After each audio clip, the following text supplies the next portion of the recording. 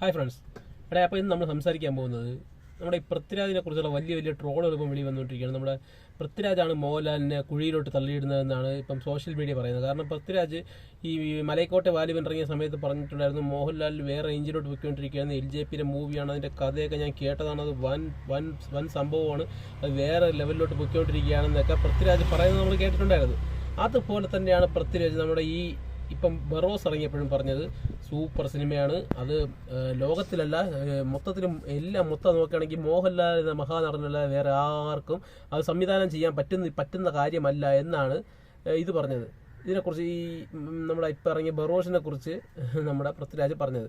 ഇതിനു മുമ്പ് വേറെ ഏതോ ഒരു സിനിമയ്ക്കും കൂടി ഇതുപോലൊരു അഭിപ്രായം വന്നിട്ടുണ്ടായിരുന്നു. മോഹൻലാലിൻ്റെ തന്നെ മരക്കാർ എന്ന് പറയുന്നത് വലിയൊരു ക്യാൻവാസിൽ ഒരുങ്ങുന്ന അടിപൊളി ചിത്രമാണ്. ഇത് ഒരിക്കലും മലയാള സിനിമയെ തന്നെ മാറ്റിമറിക്കുന്ന ഒരു ചിത്രമായിരിക്കുമെന്നും പൃഥ്വിരാജ് പറഞ്ഞിട്ടുണ്ട്. അപ്പോൾ ഇതുപോലുള്ള ചിത്രങ്ങൾ ഇറങ്ങുന്ന സമയത്ത് പൃഥ്വിരാജാണ് മോഹൻലാലിനെ നമ്മുടെ ഈ ഒരു വടക്കൻ സെൽഫി എന്ന് പറയുന്ന ചിത്രത്തിൽ അത് നമ്മുടെ നിവിൻ പോളിയുടെ അടുത്ത് അജു വർഗീസ് പറയൂല്, നീ വേറെ ലെവലാടാ, നീ മാരകോടാ, നീ ഇതാണെന്ന് പറഞ്ഞ് തിരുപ്പേറ്റി വിടുന്നത് പോലെയാണ് നമ്മുടെ മോഹൻലാലിനെ പൃഥ്വിരാജ് ചെയ്ത് ചേട്ടനെ പറ്റുമോ അണ്ണനെ പറ്റുള്ളൂ, അണ്ണം വിചാരിച്ച് നടക്കുന്ന കാര്യമുണ്ട് അതൊക്കെ പറഞ്ഞിട്ട് അണ്ണൻ പാട്ട് കൂടെ പാടണം ബറോസിൽ എങ്കിലും സൂപ്പർ ആവുള്ളൂ, അണ്ണൻ പാടിയില്ലെങ്കിൽ വേറെ ആരും ഈ പാട്ട് പാടണം എന്നൊക്കെ പറഞ്ഞ് മോഹൻലാലിനെ ഞാൻ അങ്ങനെ ചെയ്യണം എന്ന് പറഞ്ഞ് പൃഥ്വിരാജ് തന്നെയാണ് മോഹൻലാലിനെ ഇങ്ങനെ സ്ക്രൂ കയറ്റി വിടുന്നതെന്നാണ് ഇപ്പോൾ സോഷ്യൽ മീഡിയ പറയുന്നത്. എന്താണെന്നുള്ള കാര്യം അറിഞ്ഞൂടാ.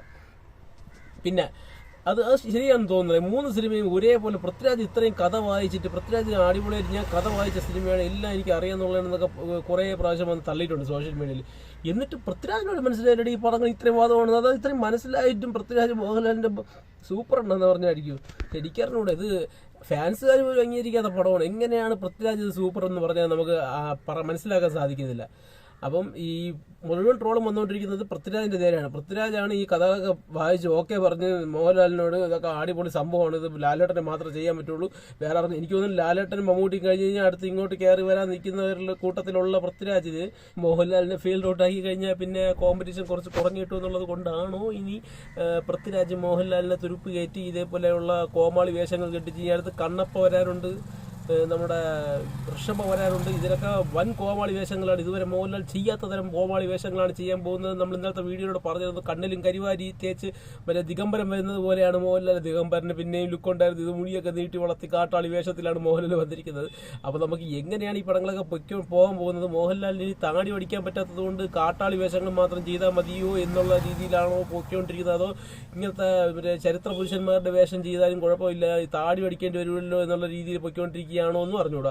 അപ്പോൾ മോഹൻലാൽ പഴയ പോലെ മലയാള സിനിമയിലോട്ട് തിളങ്ങി വരണം. മോഹൻലാൽ വരണമെങ്കിൽ ഇതുപോലുള്ള വേട്ടാവളിയും വേഷങ്ങൾ മാറ്റി മോഹൻലാൽ നല്ല വേഷങ്ങൾ സെലക്ട് ചെയ്യണമെങ്കിൽ ഇതുപോലുള്ള നമുക്ക് മമ്മൂട്ടിയെ കണ്ടുപിടിക്കണം. മമ്മൂട്ടി, രമേശ് പിഷാരടി, അതുപോലുള്ള പുതിയ ആളുകൾ പുതിയ സംവിധായകരിലോട്ട് പോകുമ്പോൾ പുതിയ വേർഷനിലോട്ട് മമ്മൂട്ടി മാറിക്കൊണ്ടിരിക്കുന്നു, അവരോടൊപ്പം മമ്മൂട്ടി മാറിക്കൊണ്ടിരിക്കുന്നു. ഇത് പഴയ പോലെ പ്രിയദർശായി, ശ്രീകുമാർ മേനോയ്, പിന്നെ ആരുടെ ഇതേപോലെ കുറേ വേട്ടാളിയന്മാരുണ്ട്, അവന്മാരെ പുറകെ തന്നെ ഓടി നടന്ന് അഭിനയിച്ചുകൊണ്ടിരിക്കുകയാണ്. അപ്പോൾ അവർ പഴയ കാലഘട്ടത്തിലുള്ളവരായതുകൊണ്ട് അവരുടെ ആറ്റിറ്റ്യൂഡിലും അവരുടെ പണ്ടത്തെ ഇത് വെച്ചിട്ട് അവർ അപ്ഡേറ്റഡ് ആവാത്ത വർഷം വെച്ചിട്ടാണ് അവർ ഈ സിനിമ ചെയ്യുന്നത്.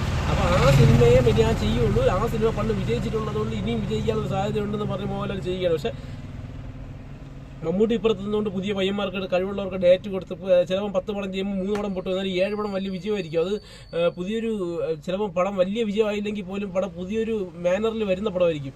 ഇതൊന്നും നോക്കാതെ മോഹൻലാൽ പ്രിയദർശൻ പറയുന്നത് എനിക്കൊരു സ്പോർട്സ് ഡ്രാമ ഉണ്ടെന്ന് പറഞ്ഞാൽ കൺഫേം സ്പോർട്സ് ഡ്രാമ കൊള്ളാൻ പോടെ, പിന്നെ പൊളിയായിരിക്കും, ശരി എന്നാൽ അത് കൺഫേം എന്ന് പറഞ്ഞിട്ടാണ് മോഹൻലാൽ കൊടുക്കുന്നതെന്നാണ് എനിക്ക് തോന്നുന്നത്. അല്ലാതെ മോഹൻലാൽ ഇതുപോലത്തെ വാളി വേഷങ്ങൾ എങ്ങനെ ചെയ്യുന്നു എന്നാണ് എനിക്ക് പറയാനുള്ളത്. കാരണം നിങ്ങളിപ്പോൾ കണ്ടില്ലേ മരക്കാർ അറബിക്കടലിൻ്റെ സിംഹം, ഇതൊക്കെ ഷർട്ടൊക്കെ ഊരിയിട്ട് ചെയ്യേണ്ട വേഷമുണ്ട്. ഇത് പൊതിഞ്ഞ് കെട്ടി വന്ന് എന്ത് വേലത്തനം കാണിച്ചിട്ട് പോയ സിനിമയാണ്. അത് പോട്ടെ, ഒടിയൻ എന്ന് പറഞ്ഞാൽ നിങ്ങളെല്ലാവരും പറയുന്ന ഒടിയൻ എന്തോ വലിയ മാരകമാണെന്നാണ്. ഒടിയനിൽ എനിക്കാണെങ്കിൽ ചിരിയാണ് പറഞ്ഞത്. ഒടിയനിലെ വേഷം ഓരോ മീശയൊക്കെ പഠിച്ചിരിക്കുന്നതാണ് പറ്റിക്കും. പിന്നെ അതുപോലെ തന്നെയാണ് ഇപ്പം വന്നിരിക്കുന്ന ബറോഷ് എന്ന് പറഞ്ഞുകൊണ്ട് വരുന്നത്. അപ്പം ഇതുപോലുള്ള ചിത്രങ്ങൾ ഏറ്റെടുത്ത് മോഹൻലാൽ ഫാൻസ് ഈ സിനിമ വിജയിപ്പിക്കണമെന്നാണ് എനിക്ക് പറയാനുള്ളത്. അല്ലാതെ മോഹൻലാലിന് രക്ഷയില്ല, ഇതേപോലത്തെ സിനിമയെ ഞാൻ അഭിനയിക്കുള്ളൂ, എനിക്ക് ഫാൻസ് ഇത് ഏറ്റെടുക്കുന്നു, അല്ലെങ്കിൽ ഫാൻസ് മാറി പോകണോടെ, അല്ലാതെ താങ്ങി നിൽക്കുന്നതിൽ ഒരു അർത്ഥവുമില്ല. നിങ്ങൾ പടം വിജയിക്കണമെങ്കിൽ നിങ്ങൾ മോഹൻലാലിനെ വിമർശിക്കണം എന്ന് ഞാൻ അടിവരയിട്ട് പറയും. കാരണം മോഹൻലാൽ വിമർശിച്ചില്ലെങ്കിൽ മോഹൻലാൽ ചെയ്യുന്ന ചേട്ടാ സൂപ്പർ അടിപൊളി അടുത്ത പടം നന്നാക്കിയാൽ ഇതിനേക്കാൾ നന്നാക്കിയാൽ മതി സൂപ്പറാണെന്ന് പറഞ്ഞു കഴിഞ്ഞാൽ ലാലേട്ടൻ എന്ത് ചെയ്യും? ശരി കൊള്ളാം, അപ്പോൾ കുറച്ച് കുറവുണ്ട്, അടുത്ത പടത്ത് ശരിയാക്കാം. അല്ലാതെ വല്ല ജോലിക്കും പോകുമെന്ന് പറഞ്ഞു കഴിഞ്ഞാൽ ഇങ്ങനെ എല്ലാവരും പറഞ്ഞു കഴിഞ്ഞാൽ ചിലപ്പോൾ ഇങ്ങനെ സെലക്ടിങ് മാറ്റും.